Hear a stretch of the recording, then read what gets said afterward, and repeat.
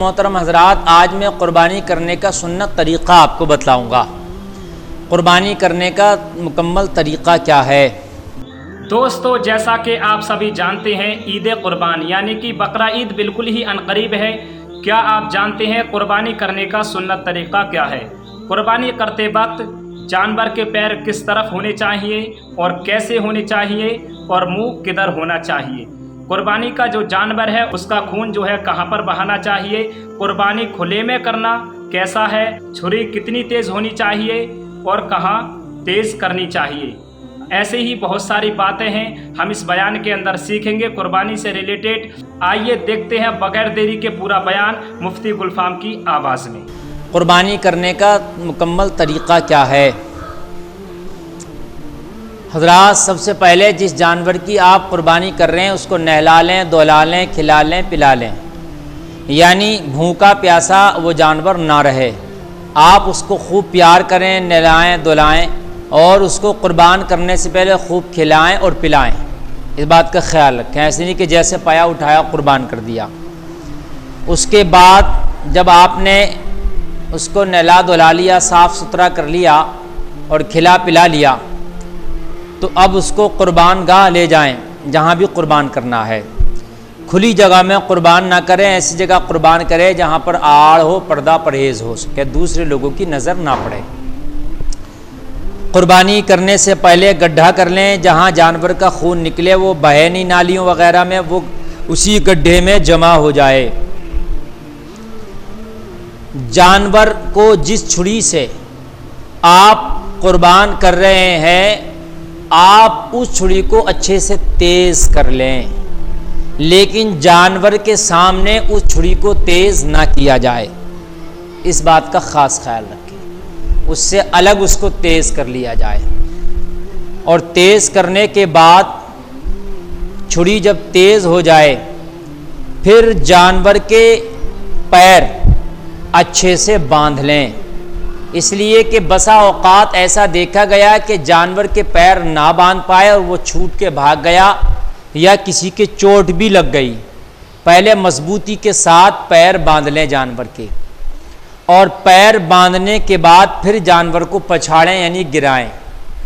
گرائیں گے کس طریقے سے؟ جانور کو بائیں پہلو پر گرائیں گے، لیفٹ سائیڈ میں، لیفٹ پہلو پر، بائیں پہلو پر، الٹے پہلو پر جانور کو گرائیں، اس طرح سے کہ اس کے پیر پورا جانور کا حصہ جو ہے پروت کی جانب کو ہو جائے اور اس کا جو سر ہے وہ پچھم کی جانب ہو جائے، قبلے کی طرف۔ جب آپ جانور کے بائیں پہلو پہ گرائیں گے اس طرح سے کہ اس کے پیر اور جانور کا پورا حصہ جو ہے وہ پروت کی سائڈ میں اس طرح نکل جائے، تو اس کا جو سر ہے وہ خود بخود قبلے کی طرف ہو جائے گا۔ اب اس کا قبلے کی طرف رخ کرنے کے بعد اب آپ قربانی کی دعا پڑھیں گے۔ جو شخص قربان کر رہا ہے وہ یہ دعا پڑھے: بسم اللہ الرحمن الرحیم، انی وجہت وجہی للذی فطر السماوات والارض حنیفا وما انا من المشرکین، ان صلاتی و نسکی و محیای و مماتی للہ رب العالمین لا شریک لہ و بذالک امرت و انا من المسلمین، اللہم منک ولک بسم اللہ اللہ اکبر۔ یہ کہہ کر جانور کی گردن پر چھری چلائی جائے گی اس طریقے سے، آگے کو آپ کریں گے پھر پیچھے کھینچیں گے، یہ طریقہ ہے۔ 4 رگیں ہوتی ہیں جانور کی، 4، اس میں سے 3 کٹ جانا ضروری ہے، یعنی 3 رگیں آپ کاٹ دیں اور اس کی آخری حصہ جو ہے گدی کا وہ آپ چھوڑ دیں۔ 3 رگیں کاٹ کر جب اس کا پورا خون نکل جائے اور جب جانور کی جان نکل جائے، تو جان نکلنے کے بعد اب جو ہے قربانی کے بعد کی دعا پڑھیں گے، اور قربانی کے بعد کی دعا میں ان لوگوں کا نام شمار کیا جاتا ہے کہ جن کی جانب سے یہ قربانی ہو رہی ہے۔ بہت سے لوگ ایسا کرتے ہیں کہ قربانی کرنے سے پہلے امام صاحب سے یا کسی مولانا سے کسی چھری پڑھوا لیتے ہیں، ان کے گھر گئے، ان کے گھر جا کے چھری پڑھوا لے، یہ طریقہ غلط ہے۔ اس لیے کہ آپ قربانی کے بعد کی دعا قربان کرنے کے بعد ہی پڑھی جائے گی، تو پھر جب جس سے چھری پڑوا لے تو ابھی تو قربانی ہوئی نہیں ہے، تو پھر وہ دعا اس نے کیسے پڑھ دی ہوگی؟ وہ پہلے پڑھی نہیں جائے گی، اس لیے کہ اس دعا میں یہ پڑھا جاتا ہے کہ یا اللہ اس قربانی کو میری طرف سے قبول کر لے جو میں نے یہ قربانی کی ہے۔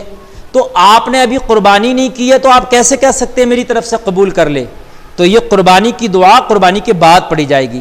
جو قربانی سے پہلے کی دعا وہ میں نے آپ کو پڑھ کے بتائی، اب قربانی کے بعد کی میں دعا بتا رہا ہوں۔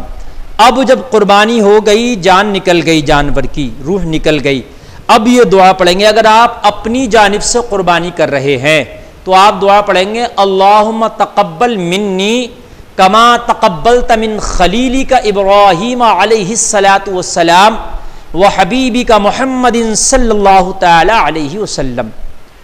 اور اگر یہ قربانی دوسرے کی جانب سے کی جا رہی ہے، چند لوگوں کی جانب سے کی جا رہی ہے، تو پھر اس کا طریقہ یہ ہے کہ آپ دعا اس طرح سے پڑھیں گے اللہم تقبل منی کی جگہ من کہیں گے، صرف منی نہیں کہیں گے، صرف من کہیں گے، اور من کہنے کے بعد جن جن کی جانب سے قربانی ہو رہی ہے ان سب کا نام لیں گے، یا کسی اور کی جانب سے قربانی ہے تو اس کا نام لیں گے۔ جیسے مثال کے طور پر عبداللہ کی طرف سے قربانی ہو رہی ہے اور دعا میں پڑھ رہا ہوں تو میں کیسے پڑھوں گا؟ اللہم تقبل من عبداللہ، من اللہم تقبل من عبداللہ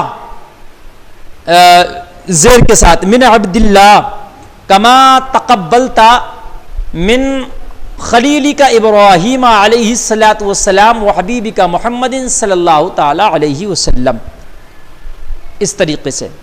اور چند لوگ ہیں تو ان کے چند لوگوں کی جانب سے جو ہے آپ ایسے ہی پڑھیں گے، ان کا نام لیں گے من، اور اپنی طرف سے تو منی کہیں گے۔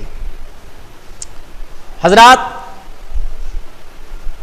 اب کچھ لوگ ایسا ہے کہ خود تو قربان نہیں کرتے، دوسرے سے کراتے ہیں، تو اس کا طریقہ یہی ہے کہ دوسرا وہ دعا پڑھ کے قربان کر دے، اور قربان کرنے کے بعد میں جب دعا پڑھے تو دعا میں اس کا نام شامل کرے کہ جس کی طرف سے قربانی کی جا رہی ہے۔